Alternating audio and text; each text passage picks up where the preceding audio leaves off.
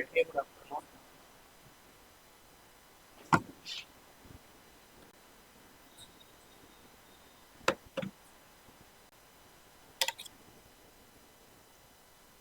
सही है।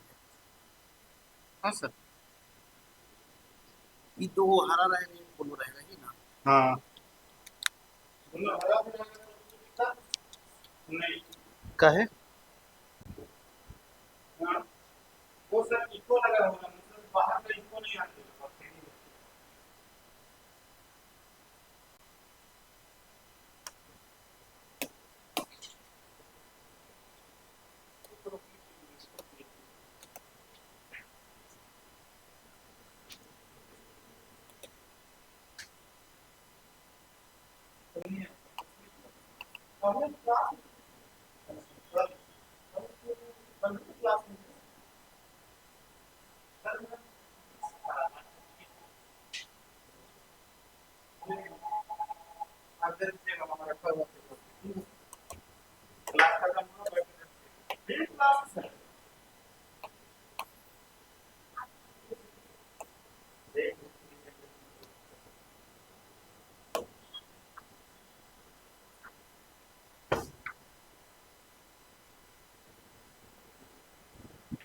चलिए, तो सभी को गुड आफ्टरनून।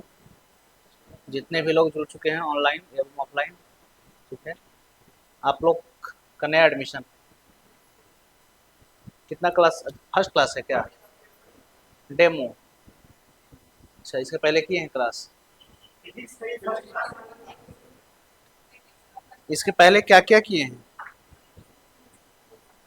आइए, गुड आफ्टरनून। इसके पहले साइंस का क्लास किए हैं? अच्छा, केमिस्ट्री किए हैं, ठीक है।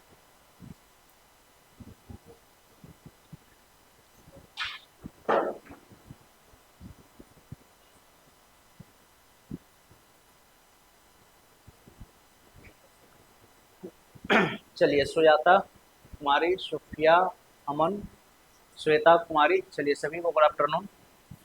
तो आज से हम लोग शुरू करेंगे फिजिक्स, और ये क्लास आपका है जेटेड का, ठीक है ना। तो जेटेड का ये क्लास है, तो इसमें हम लोग जनरल साइंस पढ़ेंगे। क्या पढ़ना है इसमें अभी आपको? General science. और जनरल साइंस की अगर हम बात करें तो वैसे अभी आपका जो एग्ज़ाम है सिलेबस को लेकर के विवाद में चला गया। हालांकि इसका नोटिफिकेशन आया था, लेकिन सिलेबस जो है बहुत दूसरे ढंग का बना दिया गया था, जो कि एग्ज़ाम ओरिएंटेड था ही नहीं। तो इसी को लेकर के ये पेंडिंग है, लेकिन बहुत जल्द आप लोगों की भी नोटिफिकेशन आएगी। लेकिन इसमें एक जो सबसे कॉमन होता है वो आपका है जनरल साइंस। सबसे कॉमन चीज़ क्या होता है? General science. चलिए, स्वीटी जायसवाल, गुड आफ्टरनून। तो जनरल साइंस की अगर हम बात करें तो इसमें आपको 3 सेगमेंट पढ़ना होता है मुख्य तौर पर, फिजिक्स, केमिस्ट्री और बायोलॉजी। जिसमें आज हम लोग किसका शुरुआत करेंगे? आज हम लोग शुरुआत करेंगे फिजिक्स का।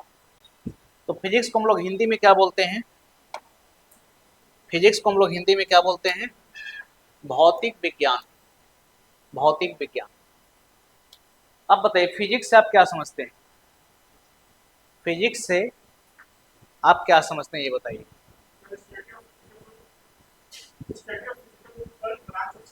स्टडी ऑफ फिजिकल वर्ल्ड, ठीक है, भौतिक दुनिया का अध्ययन। साइंस का एक ब्रांच है। और चलिए बैठ जाइए। मापा जाता है इसको।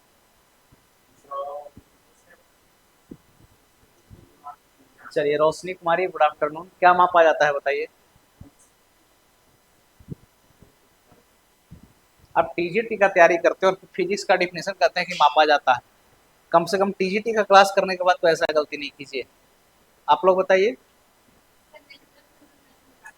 नेचुरल फिनोमिना के बारे में पढ़ते हैं। आप बताइए।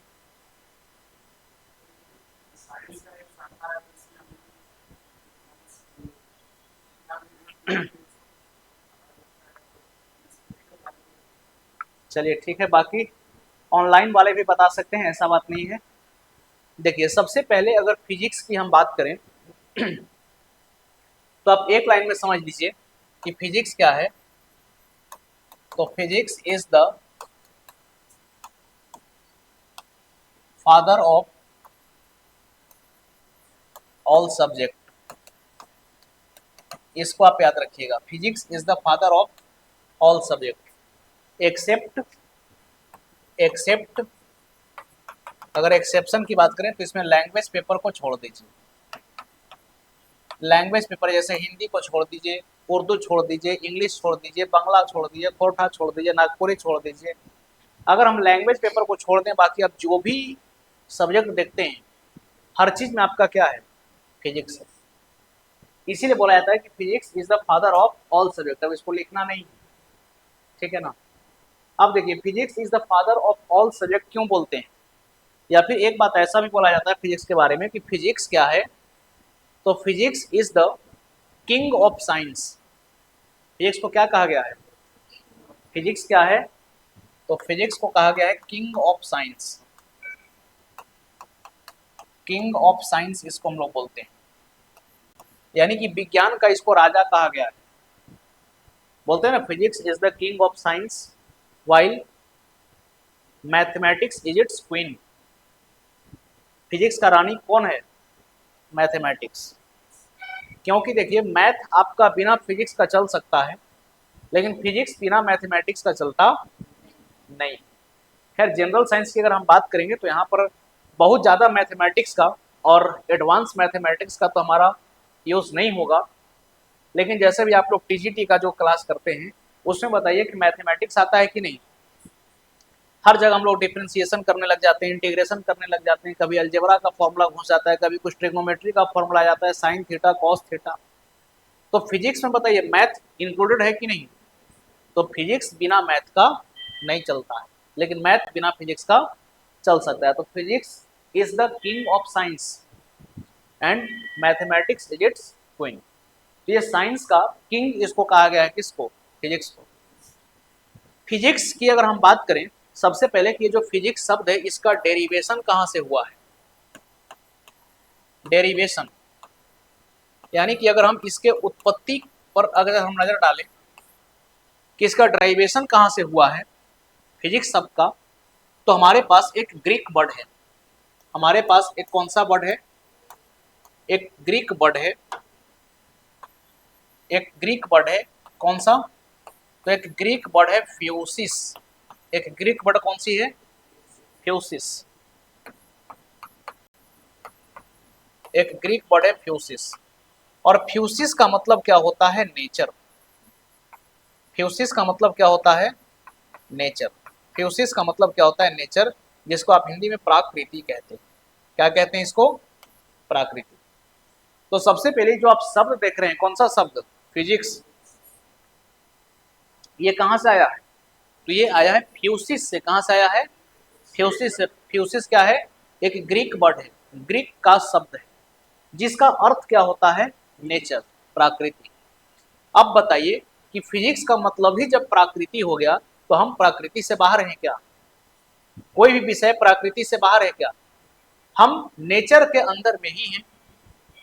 और आप नजर उठा करके अपने नेचर में देख लीजिए, नजर उठाइए अपने नेचर में देख लीजिए, और आपको जितना भी चीज दिख रहा है, जितना भी चीज दिख रहा है, ये सब का सब क्या है, ये सब का सब फिजिक्स है, ठीक है ना। ये सब का सब क्या है, फिजिक्स है।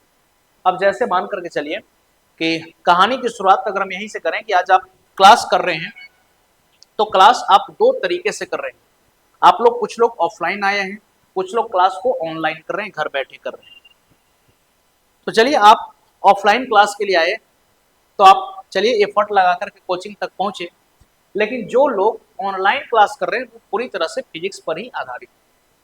अगर आप ऑनलाइन क्लास कर रहे हैं तो सबसे पहले ये क्लास लाइव कहाँ से हो रहा है, तो ये क्लास यहीं से लाइव हो रहा है, जिसमें हमारे सामने में एक कैमरा है, पीछे में एक डिजिटल बोर्ड है, बगल में एक स्क्रीन है जिस पर मैं आपका कमेंट पढ़ता हूँ, यहाँ पर आप एक सीपीयू देख रहे हैं जिसके माध्यम से ये क्लास आपका लाइव हो पा रहा है। तो ये कैमरा, बोर्ड, ये सब को कौन बनाया, फिजिक्स। ये सब फिजिक्स के ही नियमों पर क्या करते हैं, चलते हैं, काम करते हैं।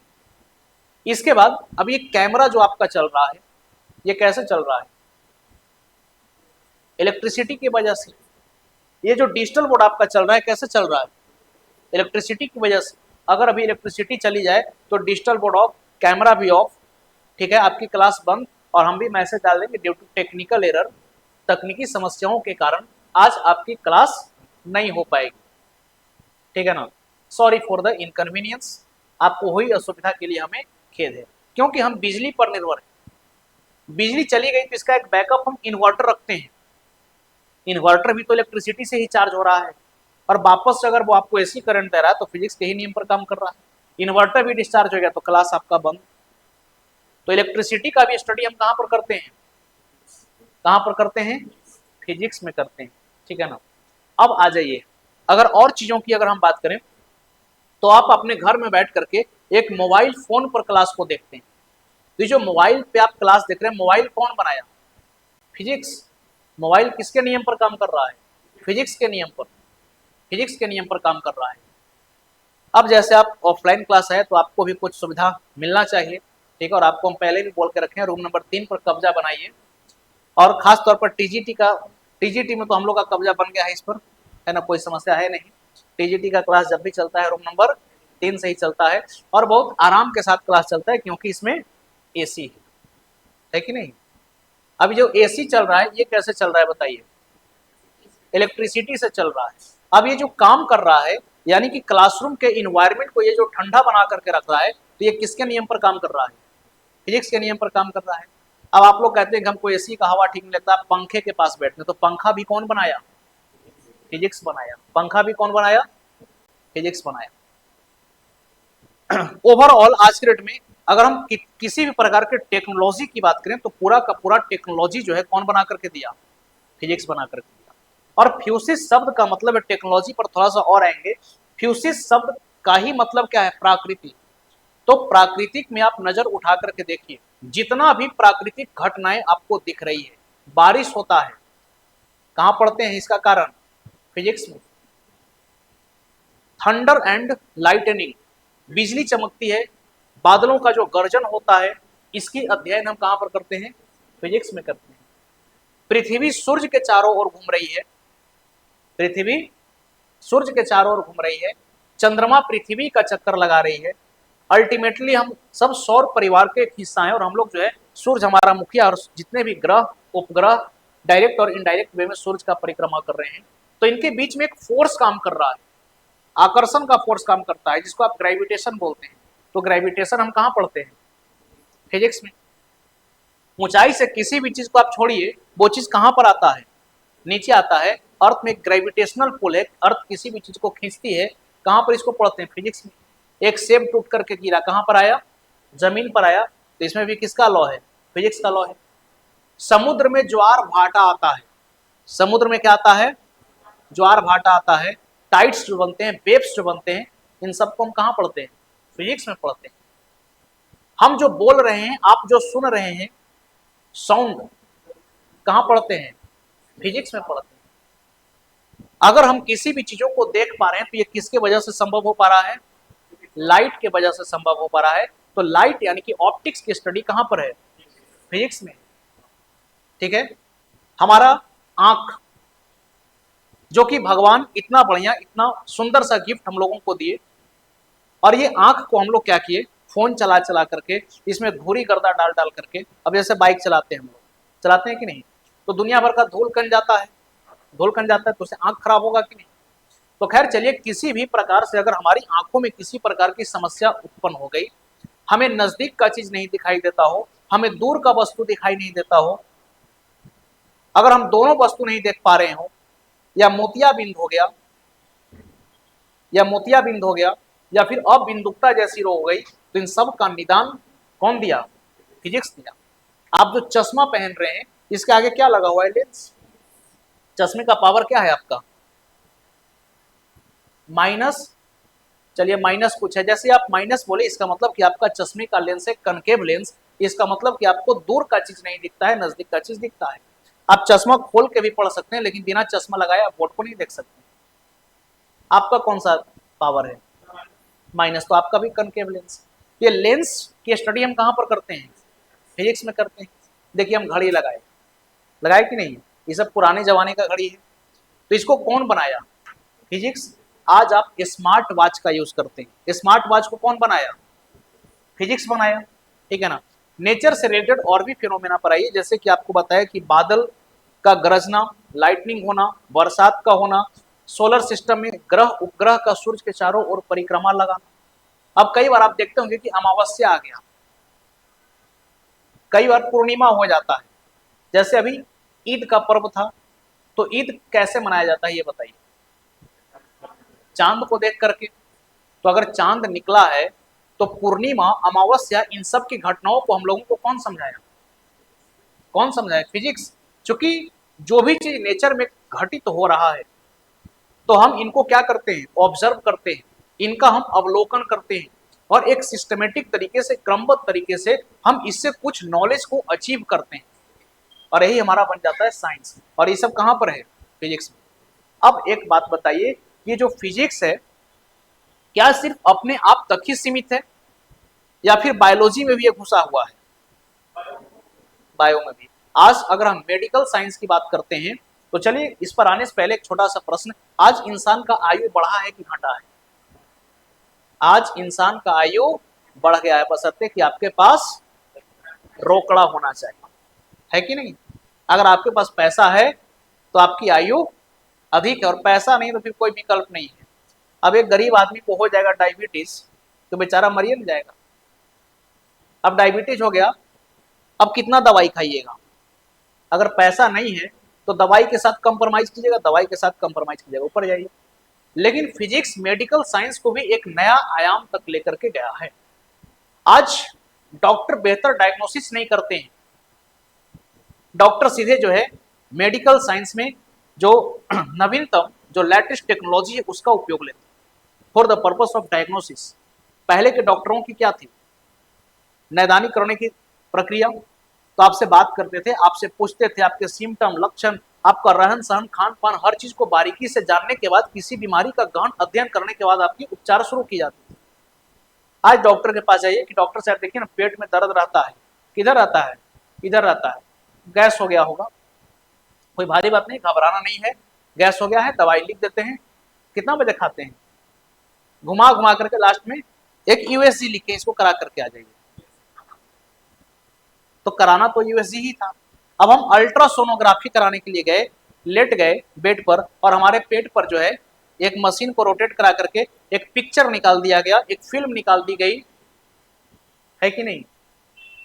तो वो मशीन कौन बनाया? अल्ट्रासोनोग्राफी मशीन फिजिक्स बनाया। आ रहा है बात समझ में? और फिजिक्स हम लोग को डॉक्टर भी बनाया। अगर किसी व्यक्ति को पथरी है किडनी में तो लिख पढ़ते हैं हम लोग ये, अच्छा, small stone in sin in the right side of kidney, the dimension is something. अच्छा, किडनी में पथरी है, कितना बड़ा हो सकता है? पथरी है, हम लोग बन गए डॉक्टर की नहीं? डॉक्टर तो रिपोर्ट बाद में देखेंगे, पहले तो रिपोर्ट हम ही लोग देख लेते हैं। तो सोचिए कि फिजिक्स इतना आगे बढ़ गया कि बीमारी का डायग्नोसिस भी करके खुद दे दे रहा है एक रिपोर्ट के साथ। किसी व्यक्ति को माथे में दर्द हुआ, सीटी स्कैन और एमआरआई तुरंत डॉक्टर रिकमेंड करते हैं। तो सीटी स्कैन का मशीन, एमआरआई का मशीन कौन बनाया? फिजिक्स। कौन बनाया? फिजिक्स। हड्डी टूट गया, फ्रैक्चर है कि नहीं? चलिए मुमताज जी, गुड आफ्टरनून। हड्डी टूट गया, फ्रैक्चर है कि नहीं? तुरंत हम लोग एक्सरे कराने के लिए चले गए, तो एक्सरे का मशीन कौन बनाया? फिजिक्स बनाया। बॉडी के एक एक पार्ट्स का हम आज बेहतर तरीके से डायग्नोसिस कर सकते हैं। पेट संबंधित समस्याएं अगर हो, इंडोस्कोपी कराइए, मशीन कौन बनाया? फिजिक्स बनाया। बनाया कि नहीं? तो सोचिए कि मेडिकल साइंस को भी एक नई दुनिया तक लेकर के चला गया फिजिक्स की नहीं, एक इस प्रकार का ऐसा ऐसा ये डिवाइस बनाया। तो मेडिकल साइंस आपको बता दिए, नेचुरल फिनोमेना को बता दिए। अब आ जाइए आप अपने आस पड़ोस। अब जैसे हम जमीन पर चल रहे हैं तो कैसे चल पा रहे हैं? एक फ्रिक्शन का फोर्स लग रहा है। तो फ्रिक्शन कहां पर पढ़ते हैं आप? फिजिक्स में पढ़ते हैं। यानी कि प्राकृतिक में उठा करके देख लीजिए, कोई भी चीज अगर आपको दिखता है तो हर जगह वो क्या है? फिजिक्स। ये दरवाजा में देखिए, यहां पर आपको दिया गया है हैंडल, दिख रहे हैं ना? इस हैंडल को अगर हम यहां लगा देते तब क्या होता? तब दरवाजे को खोलने और बंद करने के लिए आपको ज्यादा फोर्स लगाना पड़ता। यानी कि ये बात हम लोगों को फिजिक्स समझाया कि भैया हैंडल को आप साइड में लगाइए ताकि मोमेंट ऑफ इनर्शिया आपकी बढ़ सके, जिससे कि कम फोर्स में ही हम टॉर्क को अधिक से अधिक उत्पन्न कर सके। तो इसके पीछे भी फिजिक्स है। थ्री इडियट मूवी देखे हैं? पूछा जाता है आमिर खान से कि व्हाट इज साइंस, साइंस पूछा जाता है ना कि विज्ञान क्या है, तो बोलते हैं कि पैंट के जीप से लेके पेन के निब तक हर एक चीज साइंस है। बिल्कुल सही। तो हर चीज कहीं पर भी आप नजर उठाकर देखिए, पंखा आपका चल रहा है, इलेक्ट्रोमैग्नेट पर ये काम कर रहा है, कैसे? फिजिक्स। आज हम लोग इंटरनेट का यूज करते हैं, टेलीकम्युनिकेशन, वीडियो कॉलिंग, ये सब किसके मदद से संभव हो पाया? फिजिक्स के मदद से संभव हो पाया। आज हमारे पास जियो फाइबर है, जिससे हम बहुत ही फास्ट इंटरनेट का इस्तेमाल कर सकते हैं। ये कौन दिया? फिजिक्स। और अगर ओवरऑल फिजिक्स की अगर हम डिफिनीशन की बात करें तो इसमें आप एक चीज तो समझ गए कि नेचर का स्टडी। अब देखिए हमारे पास कुछ संसाधन थे, जैसे हमारे पास कोयला था, हम लोग जला जला करके बिजली बनाए, पेट्रोल था, डीजल था, सब निकाल निकाल करके गाड़ी बना बना करके उसको यूज करके खत्म कर दिए। अब ये सब सीमित रूप से ही बच गए हैं, बहुत ज्यादा अब ये संसाधन बहुत पर्याप्त मात्रा में नहीं है। लेकिन जब इसको हम समझ गए कि अब सीमित संसाधन में ही जीवन व्यतीत करनी हो, तो फिर एक नया मार्ग कौन निकाला? फिजिक्स। आ गया बैटरी। और देखिए कि आज आप अपने शहर में देखिएगा तो रोड पर आपको सिर्फ और सिर्फ क्या दिखता है? बैटरी वाली गाड़ियां दिखती है, चाहे स्कूटी हो या फिर बाइक हो। अब सब कैसे चल रहा है? बैटरी चल रहा है। सबको चार्ज कीजिए और चलाइए, पेट्रोल डीजल भरवाने का कोई आवश्यकता नहीं। अब हम लोग सोचे कि कार का क्या होगा, तो कार भी ईवी आ गया, इलेक्ट्रिक व्हीकल्स आ गया कि नहीं। अब बिजली की भी समस्या खत्म हो जाएगी आने वाले समय में, सबके घरों के ऊपर क्या होगा? एक सोलर पैनल होगा। हम लोग आज एलईडी तक पहुंच चुके हैं, यानी कि समझिए कि एनर्जी भी किसके अंतर्गत आ रहा है? फिजिक्स के अंतर्गत। और अगर ओवरऑल अगर आप देखिएगा तो पूरा, अगर हम इस यूनिवर्स की बात करें कि इस पूरे के पूरे ब्रह्मांड में क्या है, तो इस पूरा का पूरा ब्रह्मांड में दो चीजें, एक मैटर और दूसरा क्या है? एनर्जी। मैटर आपका मात्र 5% है, कितना? 5%। और एनर्जी कितना है? 95%। एनर्जी कितना है? 95%। तो ओवरऑल फिजिक्स में हम क्या पढ़ते हैं? मैटर और एनर्जी के इंट्रैक्शन को पढ़ते हैं। आ गया बात समझ में? तो चलिए फिजिक्स का अगर डिफिनीशन अगर आपको लिखना हो तो फिजिक्स का इनफाइनाइट नंबर ऑफ डिफिनीशन बन सकता है, इसकी अनंत परिभाषाएं बन सकती हैं। लेकिन सिंपल अगर एक लाइन में बोले कि फिजिक्स क्या है, तो फिजिक्स को अगर आपको डिफाइन करना हो तो आप लिखेंगे physics is the study of nature and it's law. लिखिए भौतिकी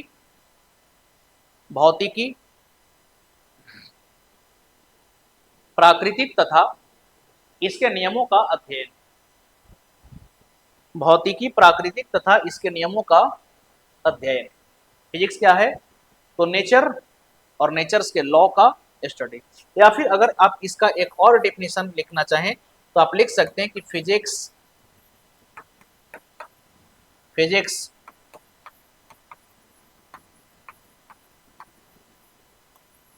is the branch of science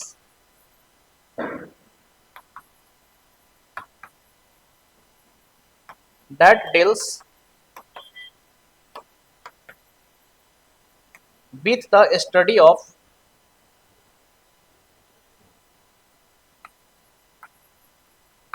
matter and energy and their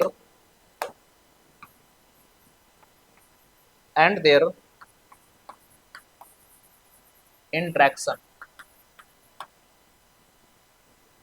लिखिए भौतिकी विज्ञान की वह शाखा है भौतिकी विज्ञान की वह शाखा है जो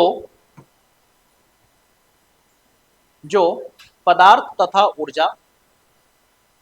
भौतिकी विज्ञान की वह शाखा है जो पदार्थ तथा ऊर्जा तथा उनकी परस्पर अंतर क्रियाओं से संबंधित है तथा उनकी परस्पर अंतर क्रियाओं से संबंधित है तथा परस्पर उनकी अंतर क्रियाओं से संबंधित है। फिजिक्स में हम लोग मैटर के बारे में पढ़ेंगे, एनर्जी के बारे में पढ़ेंगे, और मैटर और एनर्जी कैसे आपस में जुड़े हुए इन्हीं का हम स्टडी करते हैं। वेव्स एनर्जी है, साउंड एनर्जी है, लाइट एनर्जी है, हीट एनर्जी है, हर चीज आपका क्या है, इलेक्ट्रिसिटी एनर्जी है। तो फिजिक्स में मुख्य तौर पर हम एनर्जी, मैटर और ये एक दूसरे से कैसे जुड़े हुए हैं, इन सारी चीजों की ही हम स्टडी करते हैं। ठीक, अब थोड़ा सा फिजिक्स को हम लोग कंडेंस करेंगे। फिजिक्स का तो आपको विस्तार बता दिए, याद रखिएगा एक फिजिक्स से 14-15 ब्रांच निकलता है इंजीनियरिंग का, और एक ब्रांच को पढ़ने में 4 साल का समय लगता है। तो अगर 15 ब्रांच पढ़िएगा तो कितना साल लगेगा, 60 साल लगेगा। 60 साल या उससे ऊपर भी लगेगा और भी नया डिस्कवरी हो जाए। यानी कि अब हम पूरे जीवन में भी पूरा फिजिक्स नहीं सीख सकते। पूरा फिजिक्स हमको भी नहीं आता है, हमको भी उतना ही आता है जितना कि एग्जाम में जहां से क्वेश्चन आए और वो क्वेश्चन आपसे आसानी से बन जाए। ठीक है ना, हमको भी पूरा फिजिक्स नहीं आता है, लेकिन हाँ उतना जरूर आता है जितना आपको बता देंगे कि एग्जाम का एक भी क्वेश्चन छूटेगा नहीं। तो यहाँ पर थोड़ा सा जो है जनरल साइंस के मर्यादा को ध्यान में रखते हुए ही हम लोग फिजिक्स को पढ़ेंगे। यानी कि अगर आप देखिएगा कि जब भी हम जनरल साइंस के सिलेबस को देखते हैं तो सिलेबस एग्जाम का कोई भी होता है सिर्फ लिखता है कि दैनिक जीवन से संबंधित दिन प्रतिदिन की क्रियाओं में प्रयोग होने वाले तथा प्राकृतिक से संबंधित घटनाओं का अवलोकन एवं अध्ययन एवं इससे संबंधित विज्ञान, कंडेंस कर दिया। यानी कि सिंपल जो डेली लाइफ से रिलेटेड है उसी चीज को यहाँ पर हम लोग क्या करेंगे, पढ़ेंगे। लेकिन थोड़ा सा फिजिक्स को अगर आगे हम क्लासीफाई करें तो देखिए क्लासिफिकेशन हर जगह है। अभी जब आप बायोलॉजी पढ़े थे तो बायोलॉजी में आप क्लासिफिकेशन ऑफ लिविंग्स पढ़े थे।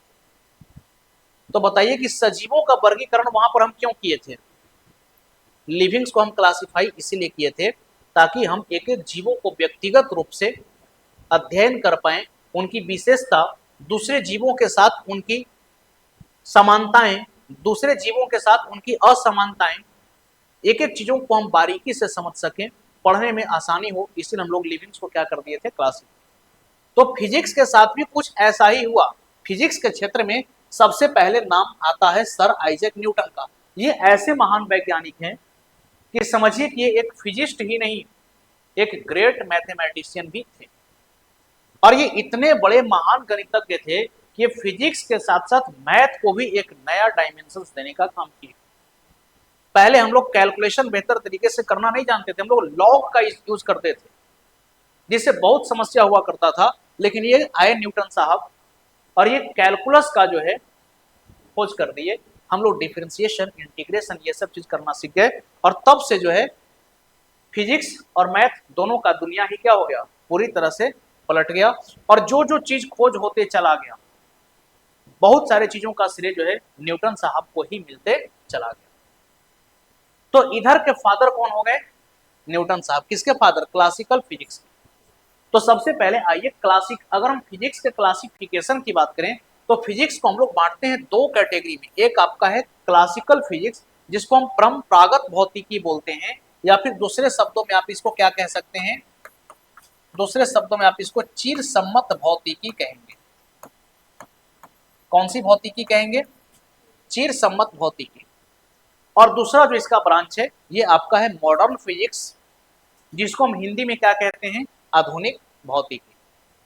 अब देखिए क्लासिकल और मॉडर्न दोनों में क्या फर्क है, दोनों में क्या फर्क है।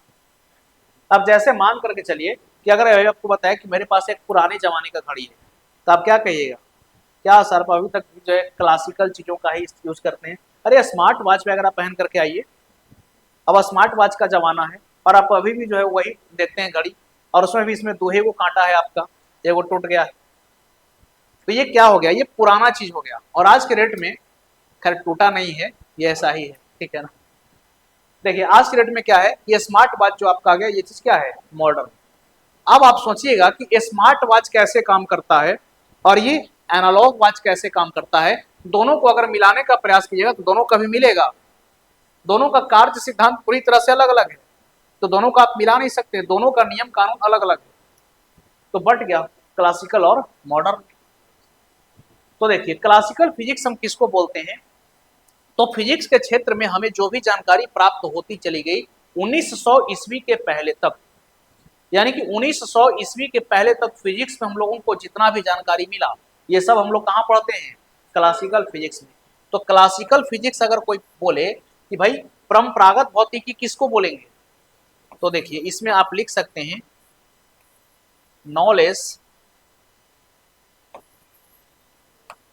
knowledge gained in physics, knowledge gained in physics before 1900s। लिखिए 1900 ईस्वी के पहले, 1900 ईस्वी के पहले भौतिकी के क्षेत्र में, 1900 ईस्वी के पहले भौतिकी के क्षेत्र में अर्जित ज्ञान, 1900 ईस्वी के पहले भौतिकी के क्षेत्र में अर्जित ज्ञान, यानी कि 1900 ईस्वी के पहले फिजिक्स में हम लोगों को जो जो जानकारी प्राप्त था, इसको हम लोग क्या कहें, क्लासिकल फिजिक्स। अब सवाल है कि मॉडर्न फिजिक्स क्यों खोलना पड़ा, आखिर एक फिजिक्स का नया ब्रांच क्यों बना जिसको मॉडर्न फिजिक्स बोलते हैं। अच्छा, सुनने में लगता होगा मॉडर्न फिजिक्स यानी कि आज का फिजिक्स, तो आज का फिजिक्स नहीं, 1900 ईस्वी के बाद अब जो कुछ भी आपको मालूम चल रहा है ये सब क्या है, मॉडर्न फिजिक्स। ये डिजिटल बोर्ड हम कब बनाए, ये रिसेंट का चीज है, ये किसके नियम पर काम कर रहा है, मॉडर्न फिजिक्स। ये जो आप देखते हैं ये स्मार्टफोन, ये किसके नियम पर काम कर रहा है, मॉडर्न फिजिक्स। आपके पास जो स्मार्ट वॉच ये किसके नियम पर काम कर रहा है, मॉडर्न फिजिक्स। ये जो आप देख रहे हैं ट्यूबलाइट, अब इसमें कोई चौक नहीं है, कोई कॉइल इसमें नहीं है, सिंपल एलईडी है। तो एलईडी का आप स्टडी कहाँ पर करते हैं, मॉडर्न फिजिक्स में आप करते हैं। आज के डेट में हमारे पास हम ग्रीन एनर्जी की बात करते हैं, सोलर प्लेट की बात करते हैं, सोलर पैनल की बात करते हैं, तो ये किस में है, मॉडर्न फिजिक्स में है। देखिए एक छोटा सा स्क्रीन, याद कीजिए पहले के जमाने में हमारे यहाँ आज भी एक टीवी है जिसको रखने के लिए पूरा टेबल चाहिए होता है, यानी कि एक टेबल पूरा ले लेता था एक टीवी, और डिस्प्ले वही 21 इंची का मिलता था, है ना, ब्लैक एंड व्हाइट। फिर रंगीन टीवी आया था। लेकिन अब सोचिए कि इतना बड़ा टीवी, देखिए इतना बड़ा टीवी एक दीवार में टंगा हुआ है, कोई जगह आपका ये नहीं गिर रहा है, जैसे कैलेंडर को आप टांग देते हैं उसी प्रकार से देखिए टंग गया। तो ये किसके नियम पर काम कर रहा है, और सबसे खास बात कि बिजली का भी कम इस्तेमाल करता है। और इसका प्रयोग आप डिजिटल बोर्ड के रूप में कर लीजिए, पढ़ने और पढ़ाने के पर्पज से कर लीजिए, या इसको आप कंप्यूटर की तरह काम कीजिए, या इसमें आप सिनेमा देखिए, या इसमें जो है आप हॉट स्टार पर रात को आईपीएल देखिए, ये सब काम करता है। अभी जो आपका चैंपियंस ट्रॉफी था ना, तो नीचे जाइएगा बेसमेंट में भी एक डिजिटल बोर्ड लगा हुआ है, उसमें जो है हम लोग चैंपियंस ट्रॉफी देख रहे थे। करना कुछ नहीं है, बस इसको मिनिमाइज कर दीजिए, एक सॉफ्टवेयर है नहीं ये जिसमें आप पढ़ रहे हैं, इसको मिनिमाइज कर दिए तो बन गया कंप्यूटर। अब इसमें भी आप गूगल खोल लीजिए, हॉट स्टार खोल लीजिए, प्ले स्टोर से जाकर के एंड्रॉइड भी इसको आप बना सकते हैं, प्ले स्टोर से जाकर के एप्लीकेशन डाउनलोड करके इसमें भी आप मैच देखिए। तो ये मल्टी डायमेंशन है उसमें, ठीक कौन बनाया, मॉडर्न फिजिक्स। तो ये सब 1900 ईस्वी के बाद का फिजिक्स। तो अगर कोई पूछे कि मॉडर्न फिजिक्स किसको बोलेंगे, तो आप इसमें लिख सकते हैं नॉलेज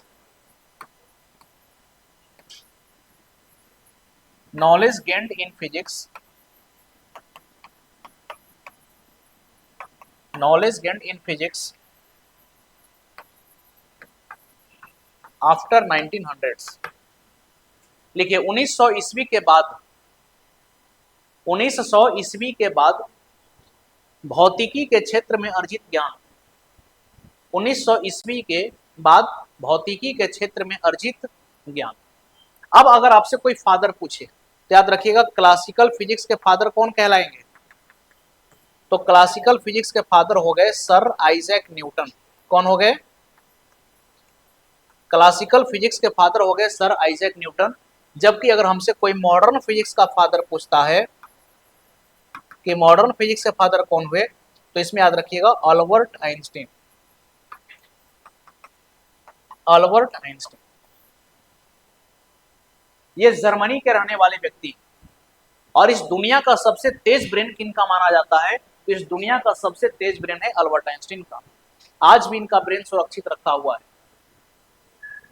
जो आज एटम बम बना, इसका टेक्निक जहाज हाईजैक करने के लिए अमेरिका को यही बताया था। जब ये जर्मनी से भाग करके गए थे कहां पर, अमेरिका, हिटलर के शासन के दौरान। दरअसल ये यहूदी थे, क्या थे, यहूदी। और हिटलर जो है यहूदी को देखना नहीं चाहता था।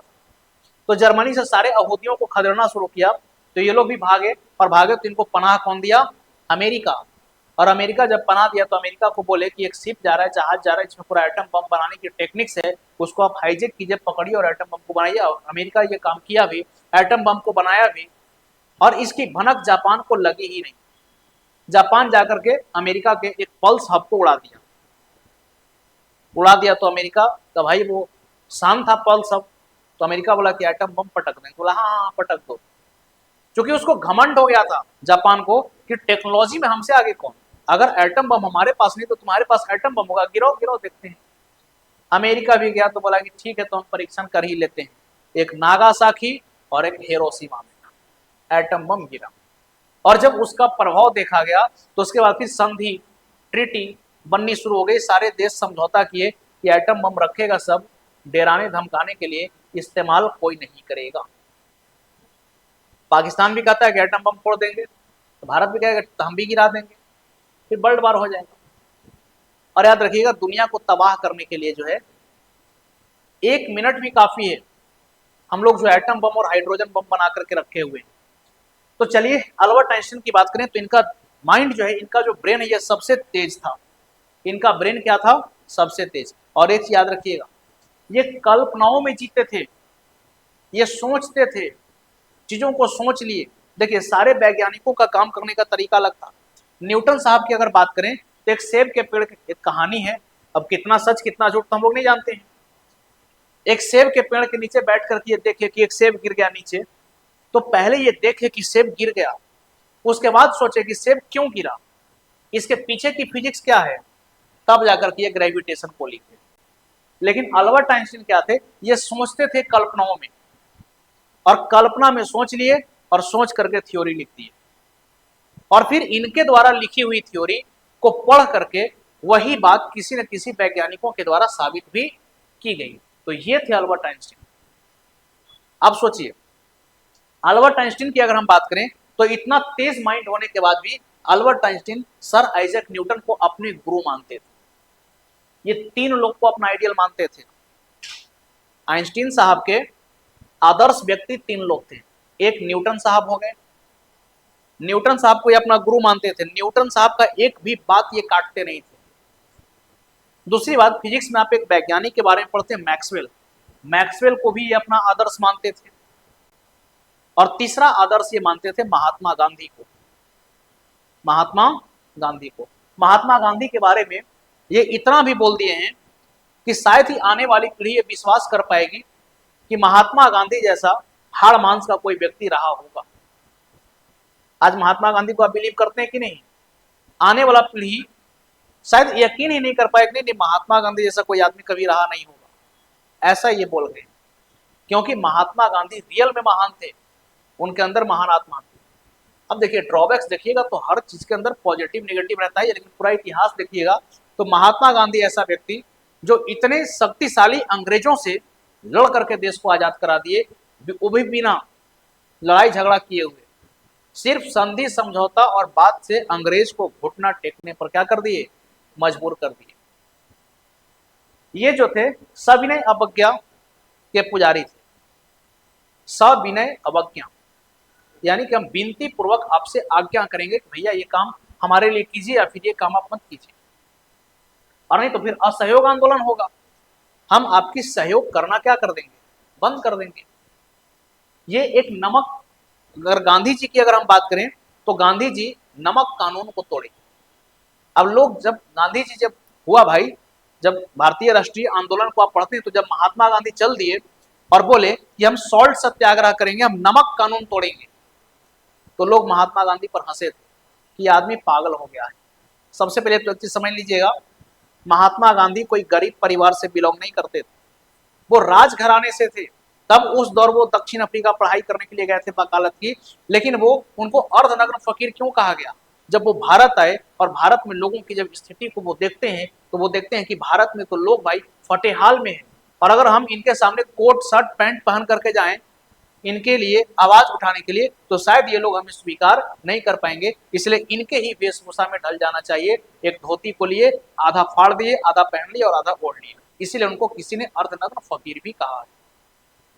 वो एक बात बोले कि जीवन को सीमित संसाधन में भी व्यतीत की जाती है। अगर आपके पास संसाधन सीमित भी है तो उसमें भी आप अपना जीवन व्यतीत कर सकते हैं।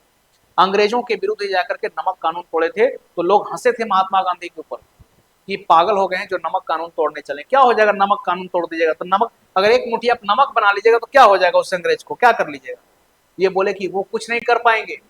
लेकिन हमारे देश में जो अंग्रेज एक कानून बना करके रखा है कि नमक सिर्फ हम बना करके बेचेंगे और वही नमक तुम लोगों को लेना है, तो हम नमक नहीं बनाने जा रहे हैं, अंग्रेजों के कानून को हम तोड़ने जा रहे हैं। अंग्रेज के कानून को ये तोड़े नमक बना करके। और ये अंग्रेजों के लिए सबसे बड़ी क्या थी? चुनौती थी। जब गोलमेज सम्मेलन हुआ तो सबसे बड़ी पार्टी भारतीय राष्ट्रीय कांग्रेस थी उस समय। जब यहां पर आए इरविन, गांधी इरविन समझौता आप सुने होंगे। जब इरविन को यहां पर बना करके भेजा गया वायसराय, तो इरविन आने के बाद क्या किए? बोले महात्मा गांधी नाम का कोई आदमी, देख लेंगे इसको क्या कर लेगा। लेकिन यहां पर महात्मा गांधी जब इरविन के सामने अपनी बातों को रखे तो इरविन जो है एक बात इनका नहीं माना, गोलमेज सम्मेलन बुला दिया इंग्लैंड में। वहां पर महात्मा गांधी बोले कि भारत में सबसे बड़ी पार्टी अभी कौन सी है?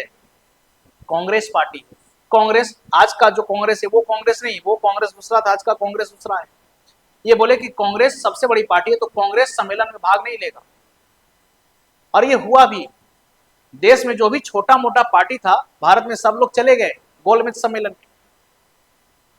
गोलमेज सम्मेलन का मतलब क्या होता है? अगर आप किसी के साथ राउंड टेबल पर बैठते हैं तो वहां पर सबका अधिकार क्या है? समान है।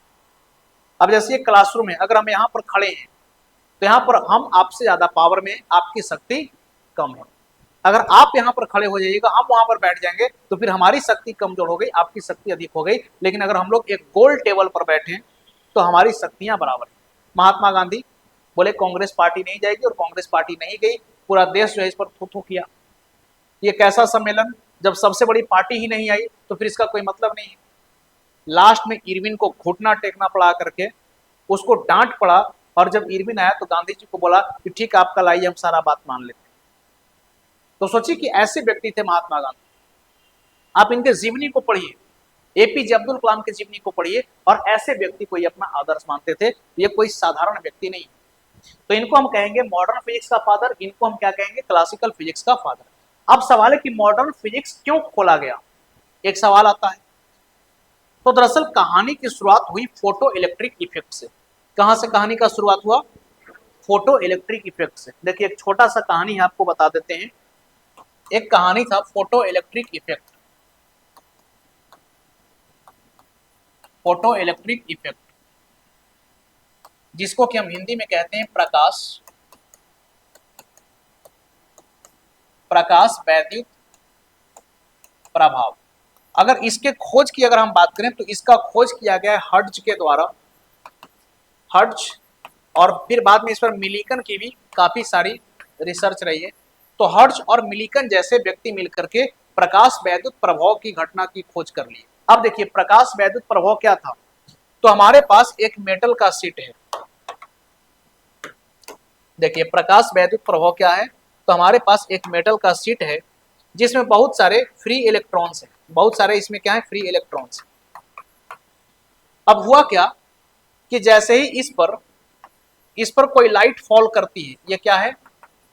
जैसे ही इस पर कोई लाइट फॉल किया इस इलेक्ट्रॉन पर, ये इलेक्ट्रॉन यहां से क्या हुआ? खट्टाक से बाहर निकल गया।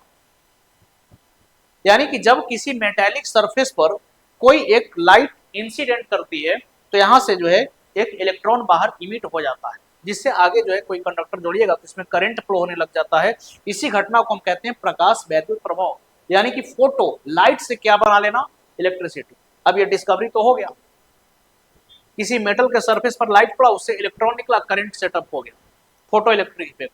लेकिन कैसे हुआ, इसको एक्सप्लेन किसी ने नहीं किया। इसको एक्सप्लेन किसी ने नहीं किया। अब देखिए लाइट की जब हम बात करते हैं, तो जब लाइट का अगर हम बात करते हैं तो लाइट का डबल नेचर है। आपको पता है कि लाइट का, देखिए आपको पता है dual nature of light, double nature of light. Light जो है कई बार पार्टिकल की तरह भी बिहेव करता है, और लाइट जो है ये वेव की तरह भी बिहेव करता है। लाइट वेव की तरह बिहेव करता है और कण की तरह बिहेव करता है। ये डबल नेचर ऑफ लाइट पर हम आए कब, बाद में आए। हालांकि इससे पहले अगर आप देखिएगा, इससे पहले अगर आप देखिएगा तो सबसे पहले नंबर पर आए न्यूटन साहब। कौन आए, न्यूटन साहब। और ये लाइट को क्या बोल दिए गए, तो ये लाइट को बोले कि लाइट जो है एनर्जी पार्टिकल, प्रकाश क्या है, ऊर्जा कण है। दूसरे नंबर पर आए हाइगन्स, दूसरे नंबर पर आ गए हाइगन्स, और ये लाइट को कह दिए वेव। ये लाइट को क्या कह दिए, वेव। और वेव में भी ये कौन सा वेव बता दिए, तो वेव में भी जो है मैकेनिकल वेव बतलाए, यानी कि यांत्रिक तरंग बताए लाइट को। तीसरे नंबर पर जो वैज्ञानिक आए इनका नाम है मैक्सवेल, मैक्सवेल। और मैक्सवेल लाइट को क्या कहते हैं कि लाइट कैसा वेव है, तो लाइट इलेक्ट्रोमैग्नेटिक वेव है, जिसको हम विद्युत चुंबकीय तरंग कहते हैं। तो जब न्यूटन साहब एनर्जी पार्टिकल बोल दिए तो भाई क्लासिकल मैकेनिक्स के ये फादर हैं, किसी का हिम्मत नहीं हुआ कि इनसे सवाल पूछ दे कि कैसे एक्सप्लेन कीजिए, बस बोल दिए तो हो गया। कुछ तो सोचे होंगे ये तब ना एनर्जी पार्टिकल बोले। अब इसमें आगे हाइगन साहब, और ये ओपन चैलेंज दे दिए किनको, न्यूटन साहब। बोले न्यूटन साहब का बात गलत है, लाइट वेव है, वेव मैकेनिकल है। तो इनसे लोग तुरंत पूछ दिए कि अगर मैकेनिकल वेव है तो इसको चलने के लिए माध्यम चाहिए, तो बताइए कि स्पेस में माध्यम कहां पर है। ये बोले कि एक माध्यम है जो हमें दिखाई नहीं देता है, उसको इथर मीडियम हम कहते हैं। तो चलिए लोग इसको मान लिए। बाद में मैक्सवेल साहब आए और ये बोले कि लाइट इलेक्ट्रोमैग्नेटिक वेव है। अभी आपको बताया कि आइंस्टीन साहब के दो आदर्श व्यक्ति कौन कौन थे, तो न्यूटन साहब और मैक्सवेल, और एक गांधी। अब ये फोटो इलेक्ट्रिक इफेक्ट को कैसे एक्सप्लेन करेंगे, तो अब जो है आइंस्टीन साहब आए और बोले कि अगर न्यूटन साहब पार्टिकल कह रहे हैं कुछ तो बात रहा होगा, और ये वेव कह रहे हैं कुछ तो बात है। हाइगन्स को ये हटा दिए, बोले फालतू आदमी। तो ये न्यूटन साहब और मैक्सवेल की ये बातों को नहीं काट सकते थे, तो ये सोचे कि रास्ता जो है बीच से निकाला जाए कि आखिर रियल में लाइट क्या है। तो ये लाइट के बारे में सोचते सोचते कि आखिर ये फोटो इलेक्ट्रिक इफेक्ट कैसे हो रहा है, तो ये बोले कि न्यूटन साहब बोले ये पार्टिकल भी है और ये वेव भी है, दोनों है। अब इसके लिए एक नया रास्ता ये लेकर के आए और ये लोगों को बताए अकॉर्डिंग टू आइंस्टीन। देखिए अगर हम अकॉर्डिंग टू आइंस्टीन की अगर हम बात करें कि अल्बर्ट आइंस्टीन जो है क्या बोले कि ये जो मेटालिक प्लेट आप देख रहे हैं जिसमें बहुत सारे इलेक्ट्रॉन्स हैं, तो जैसे मान लीजिए कि अगर हमारे पास सन है, तो ये सबसे पहले बोले कि सन से जो आप सोचते हैं कि कोई लाइट रेज इस प्रकार से आकर के इंसिडेंट कर रही है, तो ये बात गलत है। यानी कि लाइट रेज कंटिन्यूअस नहीं है,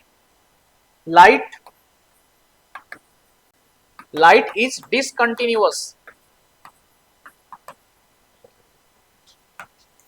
लाइट इज डिसकंटिन्यूअस। सबसे पहले क्या बताए आइंस्टीन साहब की लाइट डिसकंटिन्यूअस है। ये आपको दिख रहा है जरूर ये कंटिन्यूअस आ रहा है, लेकिन ये रियल में कैसे आ रहा है, ये रियल में इस प्रकार से आ रहा है, ये छोटे छोटे पैकेट्स के रूप में आ रहा है। ये रियल में लाइट कैसे आ रहा है, तो ये रियल में लाइट छोटे छोटे पैकेट्स के रूप में आ रहा है। जैसे यहां पर ट्यूबलाइट जल रहा है, तो इससे लाइट क्या कंटिन्यूअसली आ रही है, नहीं, ये छोटे छोटे पैकेट्स के रूप में आ रहा है। और यहां पर ये जो एक स्मॉल पैकेट आप देख रहे हैं, ये जो स्मॉल पैकेट है, इसको जो है आइंस्टीन साहब क्या बोल दिए, तो इसको ये क्वांटा कहते हैं। क्या कहते हैं इसको कहते हैं क्वांटा। क्या इसको बोले, ये क्वांटा है। बाद में आगे चल करके इसी का नाम क्या पड़ा, तो इसी का नाम पड़ा फोटोन। इसी का नाम क्या पड़ा, फोटोन। अब ये बोले कि एक फोटोन जो है इसका एनर्जी क्या होता है, तो देखिए एनर्जी ऑफ ईच फोटोन, एक फोटोन की जो एनर्जी है, एक फोटोन की एनर्जी जो है वो क्या है, तो E is equal to H nu. E आपका एनर्जी हो गया, H को हम प्लैंक कांस्टेंट कहते हैं, और न्यू को हम लोग क्या कहते हैं, फ्रीक्वेंसी। न्यू को हम लोग क्या कहेंगे, फ्रीक्वेंसी। तो ये हमारा H क्या हो गया, तो H को हम कहेंगे प्लैंक कांस्टेंट, और ये न्यू क्या हो गया, तो इसको हम लोग बोलते हैं फ्रीक्वेंसी। तो ये बोले कि जब कोई सुटेबल फ्रीक्वेंसी का लाइट, जब कोई सुटेबल फ्रीक्वेंसी का लाइट किसी एनर्जी पर आएगा और जब अपना एनर्जी इसको देगा तब यहां से इलेक्ट्रॉन बाहर निकलेगा। ये सही एक्सप्लेनेशन है किसका, फोटो इलेक्ट्रिक इफेक्ट। तो ये एक्सप्लेन कब कर दिए, 1905 में। एक्सप्लेनेशन कब हुआ, तो ये एक्सप्लेनेशन जो है 1905 में की गई।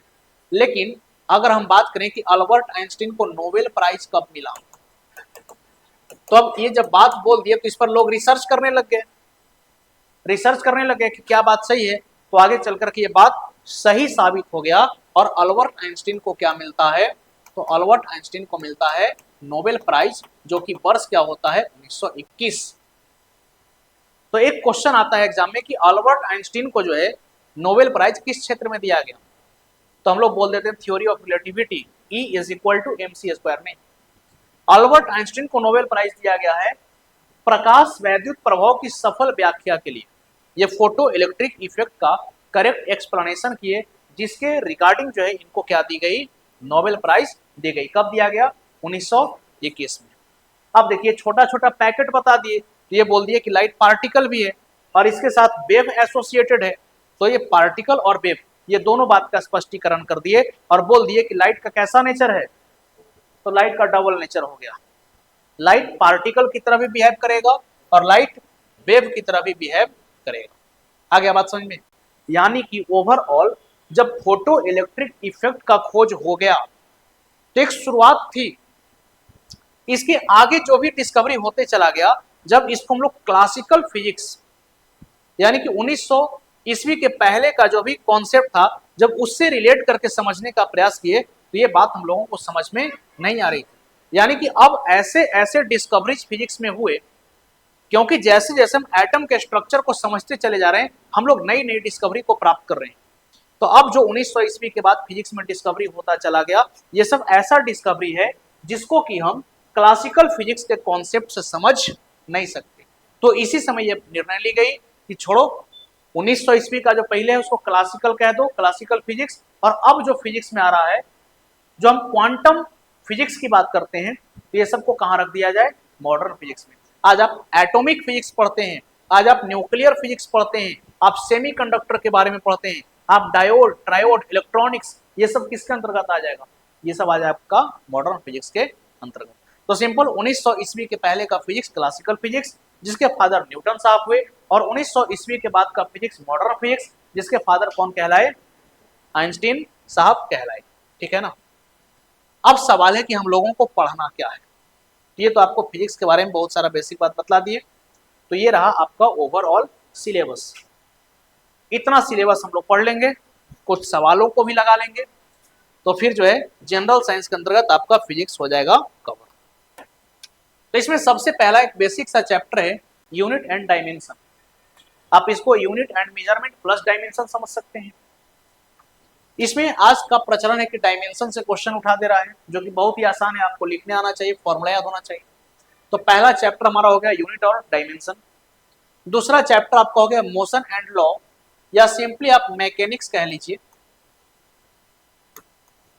मैकेनिक्स, जिसको हम लोग हिंदी में क्या कहेंगे, यांत्रिकी। यांत्रिकी। तो मैकेनिक्स में मोशन से रिलेटेड जो भी चीज होगा, मोशन हो गया, फोर्स हो गया, मशीन हो गया, तो इन सारी चीजों की स्टडी हम कहां पर करेंगे, मैकेनिक्स। तीसरा चैप्टर हमारा है ग्रेविटेशन, जिसको हम हिंदी में क्या कहेंगे, गुरुत्वाकर्षण। इसको हम लोग समझेंगे ग्रेविटेशन क्या है, आखिर कोई भी चीज जो है अर्थ के ही रेस्पेक्ट में क्यों गिरती है। Next work energy and power, कार्य, ऊर्जा और शक्ति पढ़ना है हम लोगों को। नेक्स्ट आपका है हीट, इसके साथ थोड़ा सा ऐड कर लेंगे, एंड थर्मोडायनेमिक्स। थर्मोडायनेमिक्स जिसको आप उष्मा, और इसको आप हिंदी में क्या कहेंगे, उष्मा गतिकी। इसको उष्मा गतिकी, चूंकि अब जो है एग्जाम में देखा जाता है कि कुछ क्वेश्चंस लॉस ऑफ थर्मोडायनेमिक्स से भी पूछे जा रहे हैं।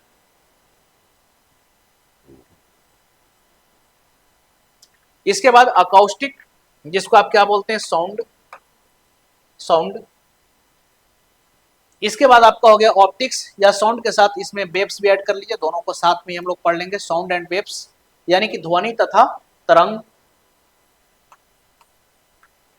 ध्वनि तथा तरंग, इसको कह लीजिए।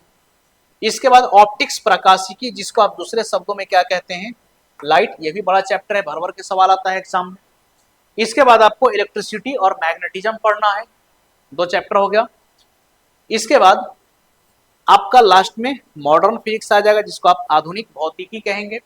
और इसके अलावा एक और चैप्टर लिख लीजिएगा कहीं पर, जिसको हम लोग मैकेनिकल प्रॉपर्टीज ऑफ मैटर के नाम से जानेंगे।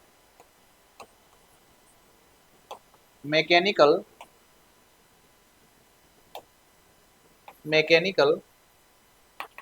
प्रॉपर्टी ऑफ मैटर, हिंदी में इसको क्या कहेंगे,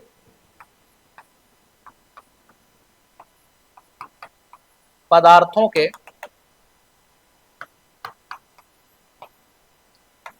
के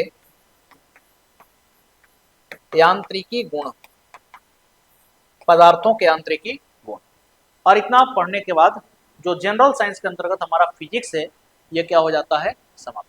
तो चलिए, आज एक बेसिक इंट्रोडक्शन का क्लास रहा हमारा।